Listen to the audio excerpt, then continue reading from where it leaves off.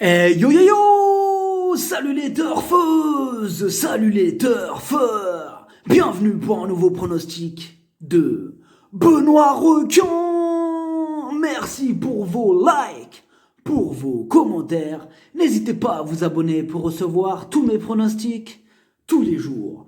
Ok, place au pronostic du Quintet du mardi 22 octobre.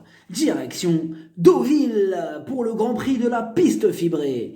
Plat, 1900 mètres, 16 partants, réunion 1, course 1. Le proverbe du jour, la vengeance est un plat qui se mange froid. On commence avec le numéro 1, Apollo Flight. Il est quasiment à l'arrivée de toutes ses courses. Il vient de prouver une nouvelle fois sa compétitivité dans une listed. Il apprécie la PSF et malgré le plus gros poids de la course, il garde encore son mot à dire. Le numéro 2, Marshall Racing. Sa top distance, c'est plus les 2400 mètres. Il va porter 4 kilos de plus. Pour ces raisons, je prends les risques de l'écarter. Le numéro 3, Crépuscule des Dieux. Il adore la PSF, il connaît bien Deauville. Il reste sur un échec car il était tout simplement fatigué de courir à répétition. Cette fois-ci, on lui a laissé le temps de se reposer. Piloté par le terrible Pierre-Charles Boudot, on le garde. Le numéro 4, Chasley.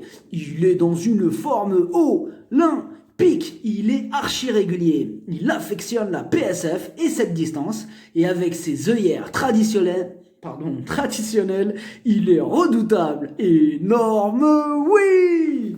Le numéro 5, les Giants. Il passe un test sur PSF, mais il fait preuve d'une belle régularité. En 41 de valeur, il semble encore compétitif, attention à lui. Le numéro 6, Sandissime. Il ne répète pas toujours ses bonnes sorties, et les deux seules fois qu'on l'a vu sur une piste en sable fibré, il a échoué les deux fois. Et ce n'est pas sa distance favorite, mais c'est du plat, et dans cette discipline, tout est possible. Le numéro 7, King Platin. Ses deux dernières sorties sont excellentes. Il n'a aucun problème avec la PSF. Associé à Super Pasquier, il s'annonce redoutable. Le numéro 8, Lady Sydney. C'est elle qui a remporté cette épreuve l'année dernière. Elle a déjà gagné 3 fois sur PSF, elle est en plein dans sa catégorie, c'est oui! Le numéro 9, Louis d'Or. Il reste sur 3 échecs consécutifs et pour le coup, on a surtout besoin qu'il nous rassure. Le numéro 10, Catalunya. 5e pour sa rentrée, elle a sûrement dû monter sur cette sortie. Et si elle n'est pas victime du syndrome de la deuxième course après une longue absence, elle peut tenter d'améliorer son classement sur une PSF qu'elle apprécie.